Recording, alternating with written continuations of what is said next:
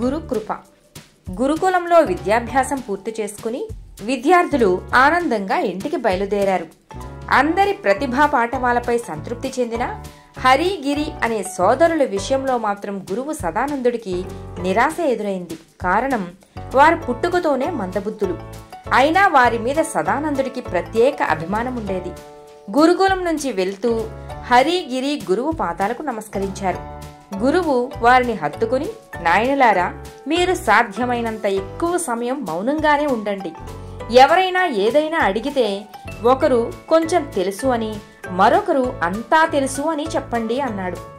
తర్వాత వాళ్ళిద్దరూ గురువు ఆశీర్వాదం తీసుకుని ఇంటి దారి పట్టారు. కొంత దూరం నడిచిన తర్వాత ఒక పెద్ద చెట్టు కింద సేద తీరటానికి ఆగారు వాళ్ళిద్దరూ. ఇంతలో కొందరు భటులు వచ్చి, రాజమందిరంలో నగలు ఎత్తుకెళ్లిన దొంగలు ఇటువైపు పరిగెత్తుకు వచ్చారు, వారి గురించి మీకేమైనా తెలుసా అని అడిగారు. హరి, గిరి ఒకరి ముఖం ఒకరు చూసుకున్నారు. గురువు మాటలు గుర్తొచ్చి, నాకు కొంచెం తెలుసు అన్నాడు హరి. వెంటనే గిరి, నాకు అంతా తెలుసు అని సమాధానమిచ్చాడు. చెట్టు వెనుకున్న తొర్రలో దాగిన దొంగలు వీరి మాటలు విని సైనికుల చేతిలో ప్రాణాలు పోతాయేమోనని భయపడిపోయారు. తాము దొంగిలించిన నగలతో వచ్చి వెంటనే లొంగిపోయారు. హరిని, గిరిని మెచ్చుకుని వారిని మహారాజు దగ్గరకు తీసుకువెళ్లారు ఆ భటులు. మహారాజు వీరిని అభినందించి విలువైన బహుమతులు అందించాడు. రాజభవనంలో దొంగతనం జరిగింది అంటే ఇక్కడి ఉద్యోగుల సహకారం ఉందేమో అనిపిస్తోంది అంటూ హరి, గిరి వైపు చూశాడు మహారాజు.